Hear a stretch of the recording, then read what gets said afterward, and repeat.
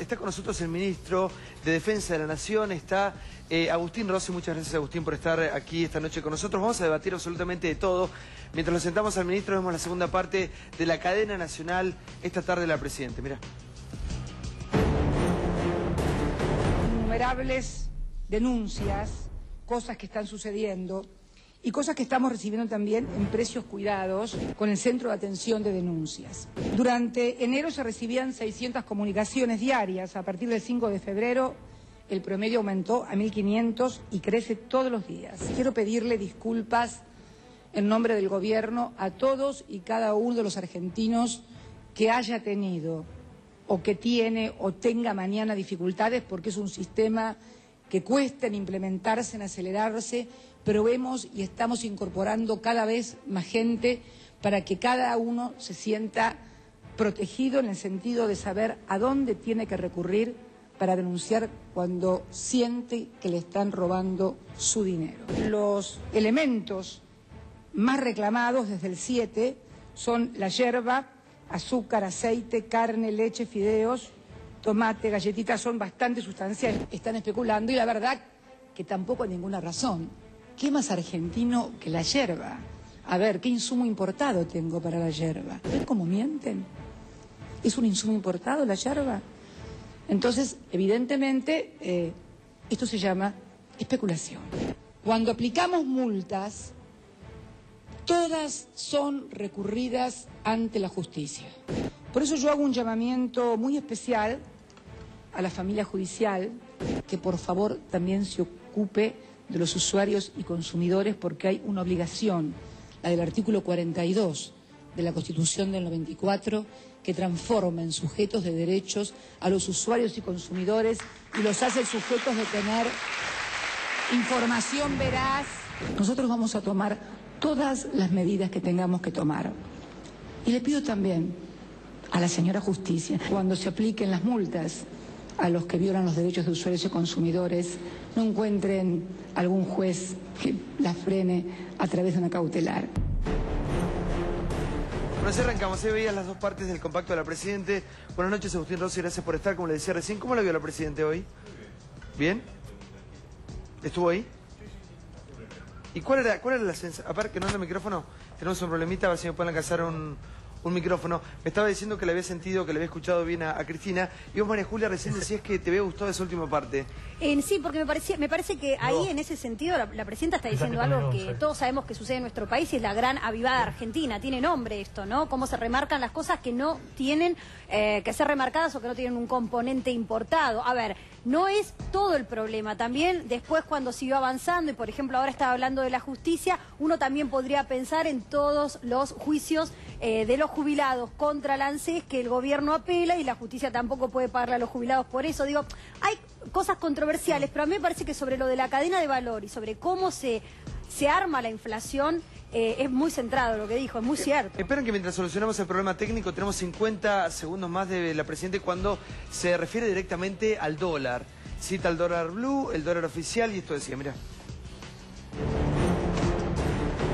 En Nueva York llegaron a pagar para comprar pesos argentinos a futuro el equivalente a una tasa del 150% anual, porque afirmó que veían el dólar a 20 pesos adentro de un año. Debo agradecer el invalorable aporte a la comprensión, a la racionalidad y al manejo no solamente de los mercados, sino de los grandes medios de comunicación de la República Argentina, que hacían el juego a caballo, y a todo este intento que también hace tiempo quieren verme volar por los aires.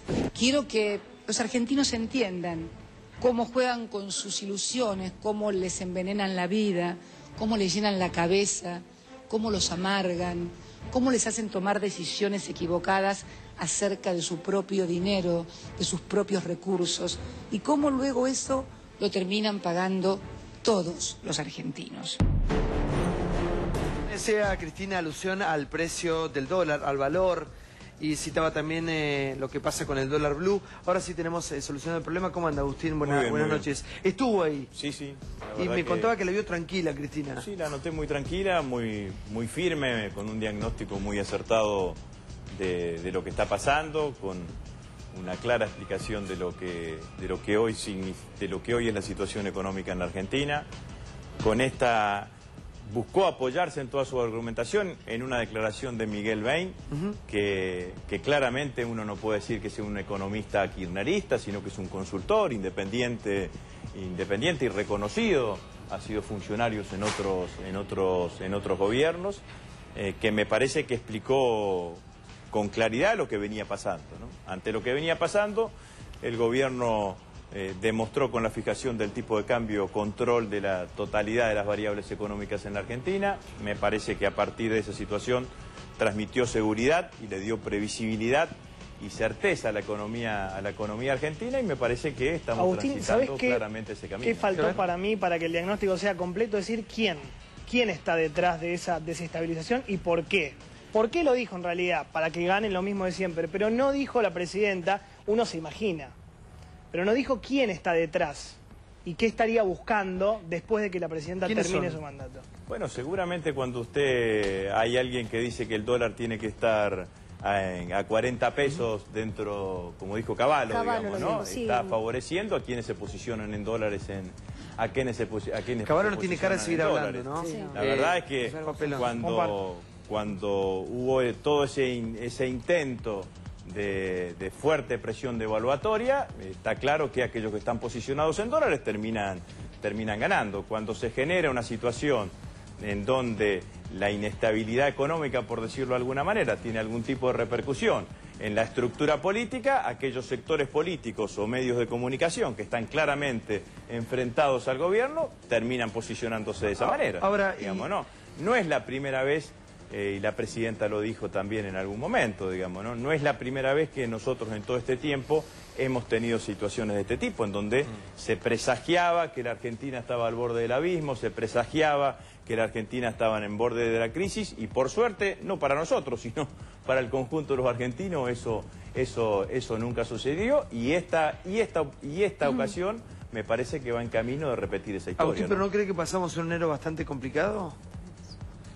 Bueno, si usted lo analiza en términos de complicaciones por lo que pasaron los cortes de luz y por la situación de la situación de la cuestión económica, hasta que el gobierno fijó un nuevo valor del tipo de cambio, uno podría decir que hubo perturbaciones en un determinado sector de la sociedad.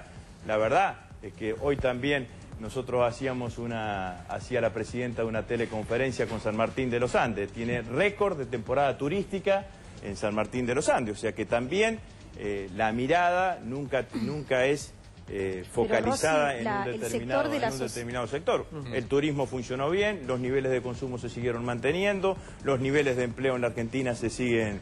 Igual el tema de la inflación acá, ¿no? Lo que ha pasado con los precios. ¿Cómo me dijo? El tema de la inflación. Tema que preocupa. La presidenta claramente le dedicó gran parte de su discurso a lo que significa el sistema de precios en Argentina. Hoy y la presidenta lo que dijo claramente, dice, bueno, si usted aprecia el tipo de cambio y hay un producto cuyo insumo básico está íntimamente ligado al tipo de cambio, el aumento tiene una cuota de razonabilidad. Ahora, hay una cantidad de aumentos que no tienen absolutamente nada que ver con el tipo de cambio, y terminaron teniendo aumentos excesivos. Yo creo, y esto es mi apreciación personal, que va a haber un acomodamiento de esos precios, algunos inducidos por el gobierno y porque se lograron nuevos acuerdos de precio y demás, pero va a haber un acomodamiento de esos precios hacia la baja, digamos. No tengo ninguna duda que es así, porque además el registro que nosotros tenemos es que la sociedad en su conjunto está acompañando este tema, digamos. No hay una convalidación genérica de aumentos de precios exagerados. Igual, o de aumentos de precios yo lo que coincido con la presidenta, en definitiva, el mensaje era si le va bien al gobierno, nos va bien a todos. Claro. Bueno, eso está claro, siempre ha sido así. Por eso, bueno, pero está bien que lo entendamos entre todos. Ahora, Me parece que cuando yo cito la palabra inflación, que para muchos les parece una mala palabra, acá nadie se ha sentado para decir cuál es el índice de inflación, nadie da un número. Bueno, el jueves, mañana se va a conocer el nuevo índice de precios al consumidor, que es un reclamo que venía haciendo el Fondo Monetario Internacional, ¿no? Recordemos eso, se está respondiendo a ese reclamo y por eso se reformula ese índice de precios. Con ese índice de precios también, si quisiera el gobierno, no sabemos si lo va a hacer o no, podría ir a pedir crédito. Ahora, usted, Rossi, decía... Pero hay que decir que ese índice de precio al consumidor es distinto al que veníamos teniendo hasta ahora. Claro. Es un índice de precio nacional. Urbano. Sí. Global, digamos. Global, de la totalidad Pero, de la Argentina, Agustín, digamos. ¿para qué lado lo ve? ¿Cómo lo ve usted? Porque hoy, por ejemplo, el Congreso dice enero 4.61. Pero por ahí, el Congreso es poco serio. Bueno, pero también el INDEC yo lo que es poco quiero serio. decir, lo digo con todo lo que yo quiero al Congreso, porque estuve 8 años. Usted ahí adentro. Estuve 8 años ahí adentro. Sí, no tiene se puede menciones. presentar un índice y decir, tomo lo de 3 o 4 consultoras y hago un promedio simple. Bueno, pero digamos, entre el INDEC y el Congreso, para que mañana sea creíble, tendríamos que tener un índice cercano al supermercado. Lo que uno tiene que lograr, digamos, ¿no? Es que la validación estadística tenga rigurosidad técnica y sustento científico, digamos, ¿no? La estadística es una ciencia, digamos, es una materia, no es uno busca.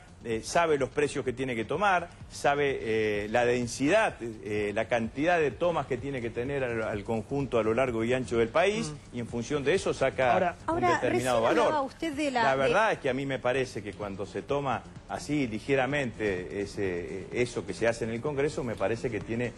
No digo que sea poco serio, pero tiene nula rigurosidad técnica. Igual la inflación la siente la gente directamente en el mercado.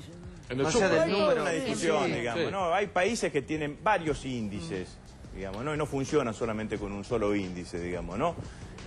Hay países que tienen varios índices. Mire, yo vivo en la provincia de Santa Fe. ¿Sabe usted que es una provincia gobernada por el socialismo, un partido opositor? Creo que se llama IPEC, índice el índice de precios que se mide hacia el interior de la provincia de Santa Fe, que lo mide el gobierno provincial, dio para el año pasado el 16%.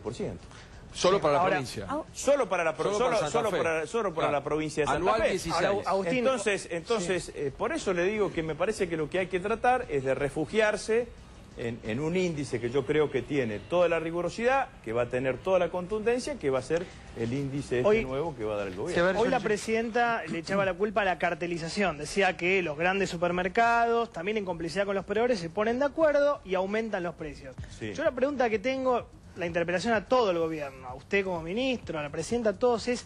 En estos 10 años, ¿por qué no logramos descartelizar el mercado? ¿Qué quiero decir con esto? Que todavía la matriz productiva es chiquita, así está así concentrada. Digo, yo decía, el pan, el 80% del mercado lo tiene una empresa, no importa. Cervezas, el 82% del mercado lo tienen 2 empresas, Quilmes y Brahma. Las galletitas, el 80% lo tienen 3 empresas, Kraft, bueno, ¿por qué todavía hay monopolios y oligopolios en áreas claves de la economía? Bueno, todo eso exige políticas y usted tiene que contar desde dónde partió. La Argentina tuvo un proceso fenomenal de concentración económica con supresión y eliminación de todo lo que significaban las economías regionales y los emprendimientos regionales y todo lo que era la cadena de pequeña y mediana empresa durante la década del 90. Esto es así, digamos, ¿no? Se eliminaron, te agarra cualquier rubro, el rubro de limpieza, y tiene concentrado una cantidad de productos fundamentalmente en una empresa que es multinacional. Unilever. Eso significó la desaparición de una cantidad de pequeñas y medianas empresas, muchísimas regionales, que hacían exactamente lo mismo y que abastecían a determinados mercados locales, digamos, ¿no? Todo eso exige políticas activas, que hay que sostenerlas, que hay que llevarlas del tiempo, que es imposible que las haga solamente el gobierno nacional, que exige del apoyo y el desarrollo, de los gobiernos locales, y nosotros tomamos el gobierno con un fuerte impulso, que fue un fuerte impulso el proceso de sustitución de importaciones. Bueno, le dimos un impulso más que importante al proceso de sustitución de importaciones. Usted me dice, ¿alcanza? No, tenemos que seguir profundizándolo más, porque todavía cuando uno dice el sector industrial, hacia adentro del sector industrial, intraindustrial, todavía es deficitario desde el punto de vista de la balanza comercial. Ahora, claramente. ¿qué lo lleva a usted a esa decisión? ¿Tiene que cambiar la decisión? No, al contrario, lo que tenemos que hacer es profundizarla, ver cómo seguimos desarrollando industria local para que ese sector empiece a ser superavitario. Sí, a ver, Branca. Rossi, han pasado muchos políticos por esa silla, sobre todo la oposición, y lo que hacen es criticar, No, lógicamente. sobre pero todo la oposición, no, de todos los partidos que han pasado. no, porque la pregunta va El oficialismo a también. lo que le hemos preguntado. Por eso lo que le voy a preguntar es a esto.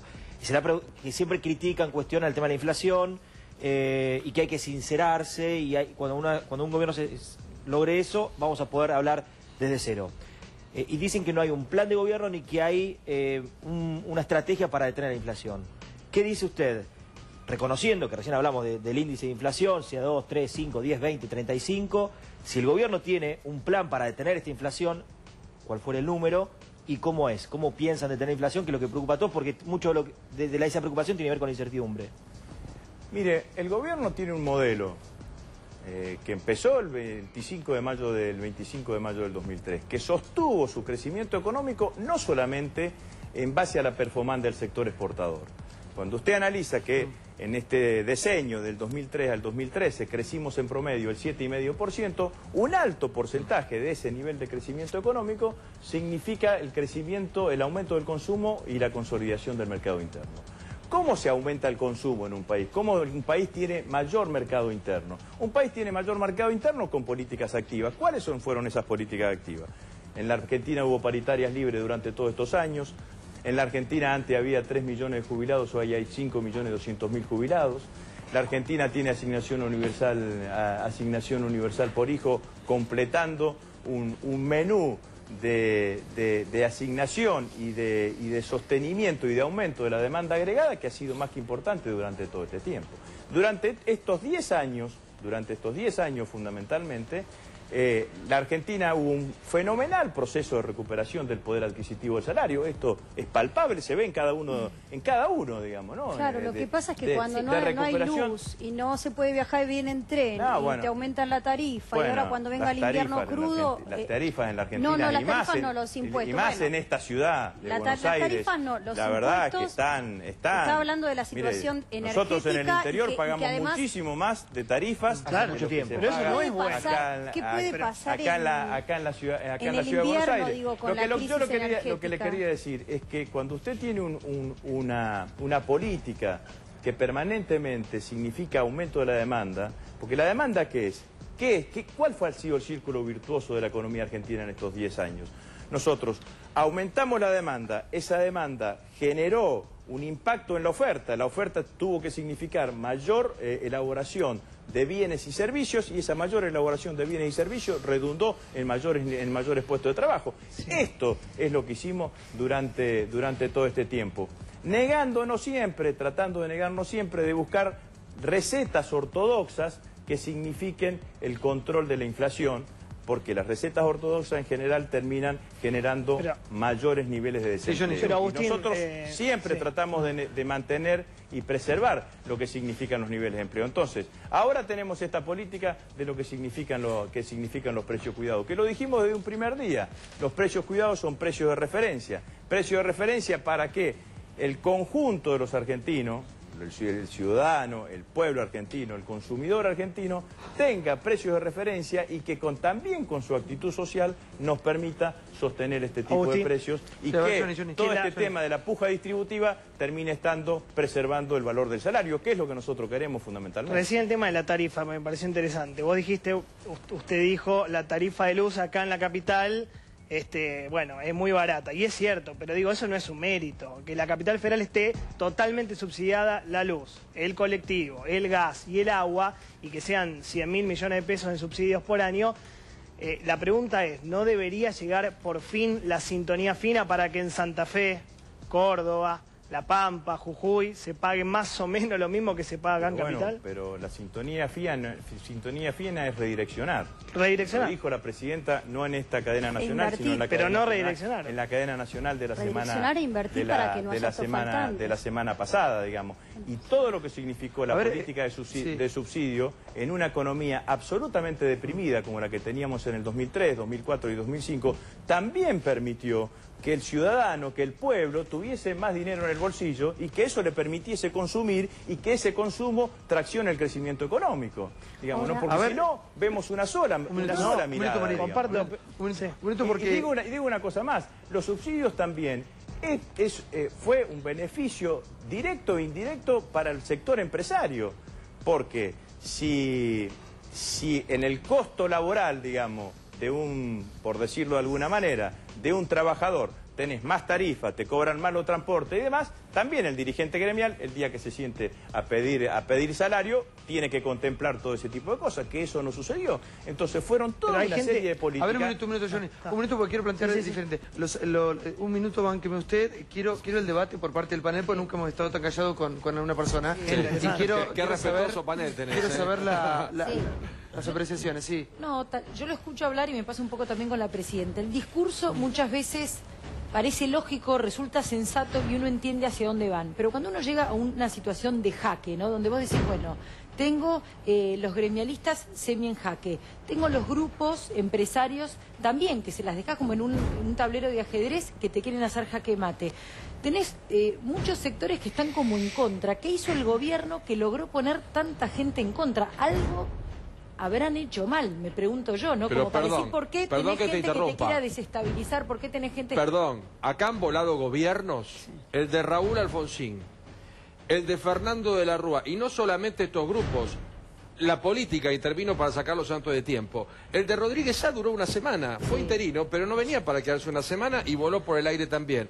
Me parece que en la Argentina, cualquiera sea el símbolo, con estos precedentes, tenemos que tener cuidado. ¿Por qué? Porque los términos hay que cumplirlos. Esta presidenta no tiene reelección. Si no la quieren más, en 2 años se la cambia. Pero hay 3 antecedentes muy claros de gobierno que lo pusieron en jaque desde lo económico y lo político. Los últimos 3. La verdad, yo hoy escuché a una presidenta de la Nación muchísimo más tranquila y con un discurso completamente sensato, para parafrasearte, María. Y me interesa mucho vivir en un país, de verdad, porque escuché algo que temo que vaya a pasar muy desapercibido mañana, que es en el que, hablando de un gobierno que en muchos casos la clase media siente que le da la espalda, pone el énfasis, y espero que así sea, en las tarjetas de crédito, los seguros y la medicina prepaga. Por supuesto que son bienes suntuosos, ¿no? Porque la mayoría de la hay una realidad, Franco, no es antiguo. O sea, hay una realidad, hay una realidad cuando uno va a un mercado. Cuando vos vas al mercado, al supermercado a comprar algo. Y vos te encontrás con que todo aumenta. Después explicame el índice, el valor, la inflación, el número. Pero por eso, más allá de cualquier número y cualquier cosa que te puede decir cualquier economista, hay una realidad que es la de la góndola. Ya sé. Y las cosas aumentan. Esto lo estamos abordando. Mirá, te voy a decir algo. Todos los días cuando vengo acá para el canal, cruzo acá por una librería, que está acá a la vuelta. Hay un libro que siempre me gustaba, que costaba una determinada plata. Hoy pasé que el libro cuesta, el 40% más. Por supuesto, bueno, no, porque es una de las zonas de la economía que está quedando en estas discusiones y en estas medidas que se están tomando más discriminada. La cultura, lamentablemente, en esto siempre queda completamente discriminada. Igual no es algo de primera necesidad. No, quedó es algo de primera necesidad, como los textos escolares, y vamos a ver cómo se presenta. Pero te doy otro ejemplo de primera necesidad. Vos hablaste de los libros, para mí es primera necesidad los libros, pero no importa. No, bueno, pero está bien, yo entiendo. Pero en en serio, medicamentos, primera necesidad, que hoy dijo el jefe de gabinete que van a retrotraerse los aumentos. 18.000. Medicamento para la hipertensión, Lotrial. Estaba a 28.80, pasó a 31.28 en un día, el día de la devaluación. Medicamento para el corazón, Micardi Sambló, pasó de 199 a 227. El día posterior, pasado a la devaluación, 2 días después de la devaluación del 25% de la moneda del peso. Medicamento para el dolor de panza, Buscapina, de 13 pesos a 20 pesos, aumento del 53%. Esto también, más allá de la nafta y los pollo. Digo, estos son temas que me parece que a la gente le importan y que el gobierno debería solucionar. Tengo entendido que 600 medicamentos vuelven a valores de diciembre y 18.000 medicamentos vuelven a valores de enero.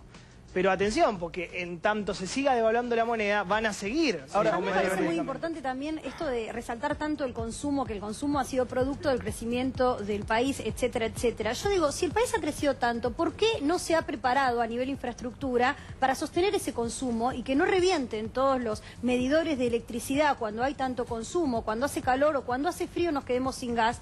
Porque uno dice, bueno, pero entonces ese crecimiento, ¿por qué no hizo que el país se desarrolle y esté capacitado para soportar ese crecimiento. Bueno, ¿Qué pasó con esa plata? La verdad que lo que hay que decir es eso, que el país no pudo haber crecido nunca al 7,5% promedio durante 10 años sin que haya habido inversiones, sobre todo en el sector energético. Sí. Porque si vos creces durante una década seguida a esa tasa de crecimiento, seguramente que tenés que haber hecho inversiones en el sector energético. Pero reconoce que hay una crisis energética. Y de hecho la hicimos, y de hecho tomamos decisiones como fue la nacionalización de YPF. Después de una curva decreciente de producción de YPF, el año pasado YPF aumentó la producción de petróleo y YPF aumentó la producción de gas. No alcanza todavía, claramente que no alcanza. El país tiene una apuesta enorme en todo lo que significa el desarrollo de los combustibles no convencionales, ya sea tanto petróleo, ¿No estamos viviendo una crisis energética en general, ministro? Y tanto gas. La Argentina, eso es importante tenerlo, la Argentina somos el tercer o cuarto país del mundo en cantidad de reservas ya homologadas y ya reconocidas en cuanto, sí, pero no hay quien las a ese desarrollo, pero, digamos, ¿no? En la medida que nosotros no hay quien las tengamos, extraiga. no, pero yo digo porque también es importante tirar un horizonte, digamos, ¿no? En la medida que nosotros avancemos con los niveles de inversión y tengamos eso desarrollado, vamos a tener en la próxima década, vamos a tener vos hablas de energía para que la Argentina, a precio accesible, para que la Argentina siga creciendo económicamente, digamos, en el ¿no? sector de la generación, claramente hubo inversión, no hay dudas de eso. Ahora, en el sector de la distribución, te estoy hablando acá en Capital Federal, Edesur, Edenor, Edelap en La Plata, son un verdadero desastre, lo acabamos de ver. Una empresa, pero también hubo inversiones en el sector de la distribución. La línea Choel-Puerto Madryn, el interconectado de la Patagonia con todo el sistema interconectado nacional, la línea NEA-NOA, en todo lo que significó la red de alta tensión hubo inversiones. El gobierno ha actuado claramente en cuanto a multas e imposiciones a las concesionarias acá, porque son las líneas de media y de baja tensión. Que yo le digo como es, digamos, ¿no? La energía es un fluido que pasa por un cable, digamos, ¿no? El cable que tiene esta sección, digamos que es una sección. Cuando la demanda es una demanda razonable, el fluido ocupa el 50% de esta sección. Cuando la demanda es una demanda extrema, con los calores extremos, también hay que decirlo esto, tuvimos los calores extremos más importantes en la historia de la ciudad de Buenos Aires, desde que el Servicio Meteorológico toma datos, desde que es en 1916. Pero la gente se quedó sin luz durante semanas enteras. Y le pedimos disculpas. 1916, 1917. Ahora, cuando la demanda es tan grande, el fluido ocupa la totalidad de la sección del cable. Cuando el cable se achica por cualquier problema que tenga, y eso en general se da en los empalmes, ahí se corta. Sí, pero perdón. Eso exige una tarea de reinversión permanente, una tarea de mantenimiento permanente que tienen que hacer las empresas, concesionarias. Y le digo algo más. Cuando usted tiene una empresa concesionaria, es distinto cuando tiene una empresa pública, porque la empresa concesionaria, su control es post. No es pre. Claro. Su control es post. Usted controla, no funciona, multa. No funciona, rescinde el contrato. Eso es lo que, no rescinde basta un momento. Porque quiero pasar a un tema, porque vos podés tener la mejor energía, los productos acomodados, ¿no? En cuanto a los precios, pero si te matan, de nada sirve todo lo otro, ¿no? ¿Qué pasa con el tema de la inseguridad? Que ahora no pasó a ser prioridad, por lo menos para las encuestas. Segundo lugar. Claro, segundo lugar después de la preocupación por la inflación. Pero es un tema, digamos, básico y elemental para cualquier sociedad. ¿Qué pasa con el tema de la inseguridad? Porque acá se sienta la gente del gobierno de la ciudad y dice que hay problemas con la federal. ¿Cuál es su punto de vista con lo que está pasando, con el delito, con lo que es el avance del narcotráfico? Mire, yo vengo de una provincia y de una ciudad claramente castigada, digamos, por esto, que es la ciudad de Rosario. ¿Y se hace algo? Que es la ciudad de Rosario, digamos, ¿no? En donde claramente el delito narco ha crecido de manera exponencial en los últimos tiempos. Tengo para mí de haber sido de los primeros dirigentes políticos que denunció esta situación. Porque nosotros lo empezamos a ver en la ciudad de Rosario en el año 2010 y en el 2011, cuando veíamos que la cantidad de homicidios que se ocurrían mes a mes y año a año aumentaban permanentemente. Nos decían primero que los ajustes de cuenta, que no había que tomar tan en serio esa estadística, porque la estadística de inseguridad que había que tomar era los homicidios que se daban en ocasión de robo, que lo otro era ajuste de cuentas, y daban una versión naif del ajuste de cuentas. El ajuste de cuentas era como una pelea entre vecinos por cuestiones menores, digamos, ¿no? Y nosotros estábamos viendo ya que no era una pelea entre vecinos por cuestiones menores, sino que era una pelea entre bandas que se disputaban negocios y territorio en el marco de la ciudad de Rosario. Hablo de la ciudad porque es lo que más conozco. Mi hipótesis en la provincia de Santa Fe es que en el caso del crecimiento del delito narco tiene íntima ligación con las conexiones que tiene con la fuerza de seguridad.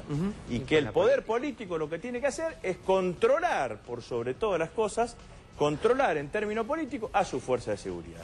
Lo que vimos en diciembre, digamos, ¿no?, de lo que fueron los saqueos, esta cuestión sediciosa de las policías provinciales, lleva un debate hacia el interior de cada una de estas provincias, digamos, ¿no? Y ese debate, yo creo que esa tensión que existe entre el poder político y la fuerza de seguridad, o entre los gobiernos democráticos y esta tendencia a los grados de autonomía que tienen la fuerza de seguridad, se tiene que resolver claramente a favor del poder político. Y el poder político es el que tiene que conducir y resolver esa situación. Esto es lo que yo creo que es así. Yo digo, no es casual que en mi provincia tengamos este problema con el narcotráfico y tengamos el jefe de policía de la provincia, que fue jefe de policía, el comisario Toñoli, que está procesado y que además durante los 4 años de gestión del doctor Wiener como gobernador era el jefe de drogas. A ver, hagamos un punto y vamos entre nosotros porque se me va a salir el corazón si no. Yo creo que acá hay, digamos, pasan muchas cosas en cada ciudad de la República Argentina que nos están viendo. Todo el mundo sabe dónde se venden los estéreos robados, de dónde está el dealer que vende la merca, dónde está el que roba el reloj robado, el celular, y por qué es el desarmadero, por qué siguen existiendo esos lugares. Claro. Hay una protección por parte del poder policial.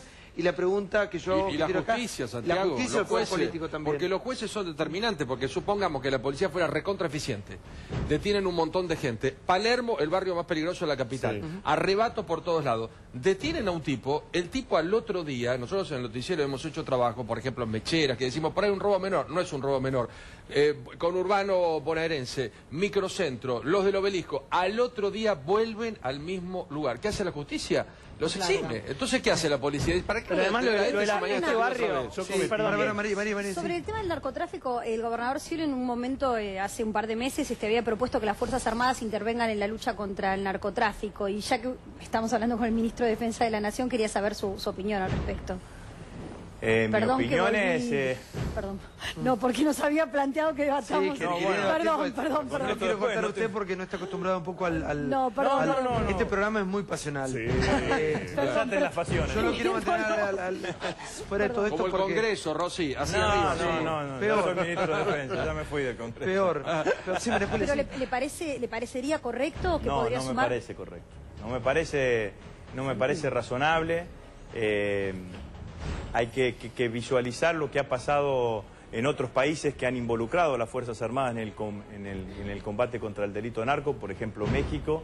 La experiencia no ha sido una experiencia positiva, ha sido una experiencia negativa, ha generado mayor violencia en la sociedad, ha generado aumento de víctimas inocentes en cada uno de esos lugares. Yo entiendo a veces que la asociación es inmediata, digamos, ¿no? Fuerza de seguridad con Fuerzas Armadas, digamos, ¿no? Pues tienen uniforme, portan armas y entonces hay una asociación, pero la realidad es que quien ingresa a una fuerza de seguridad se prepara para prevenir, para disuadir y para el uso no letal de su sistema de armas. Y el que ingresa a una fuerza armada se prepara por una situación límite. Claro. La situación límite es la guerra. Y en la guerra, el sistema de armas que tienen las Fuerzas Armadas y la preparación que tiene el suboficial de las Fuerzas Armadas es una preparación para el uso letal del sistema de armas. Sí, él es mexicano. Y agrego una cosita más.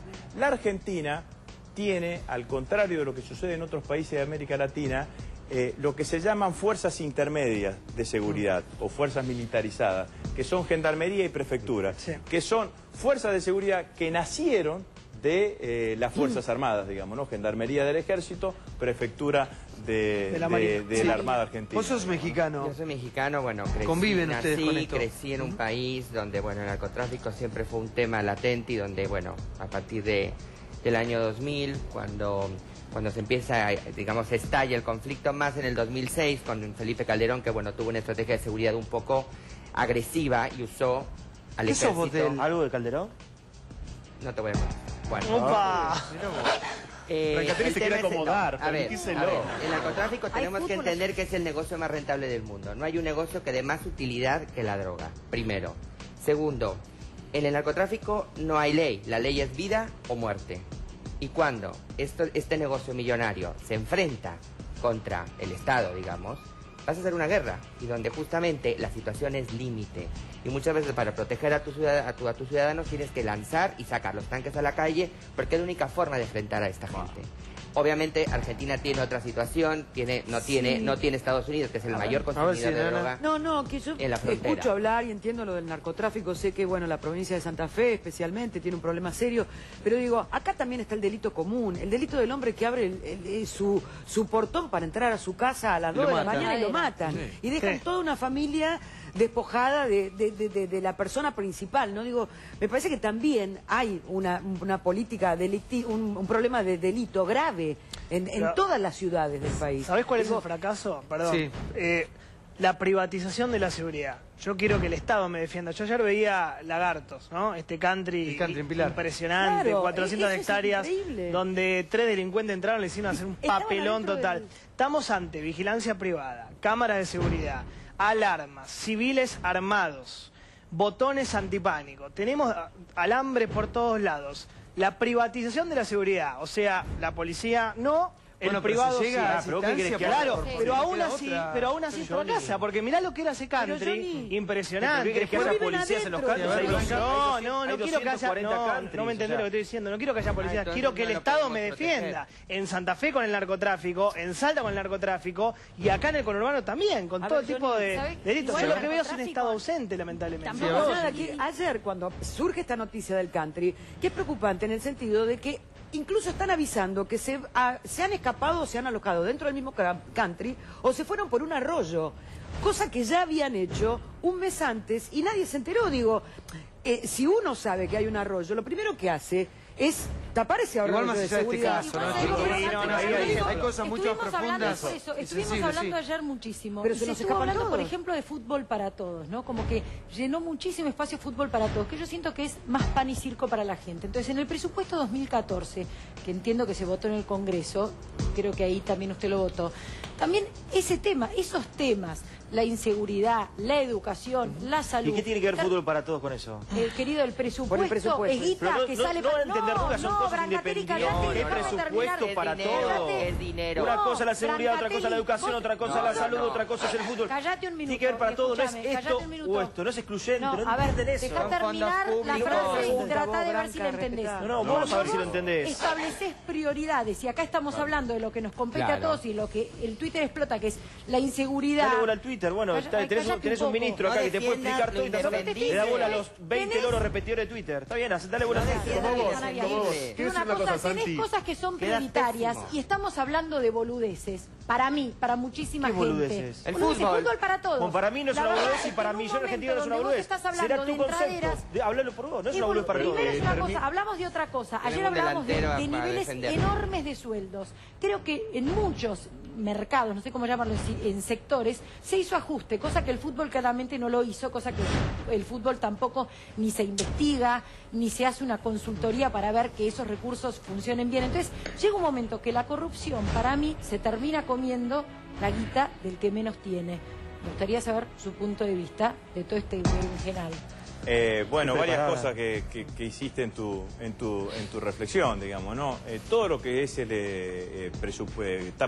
tiene afectación presupuestaria, tiene controles.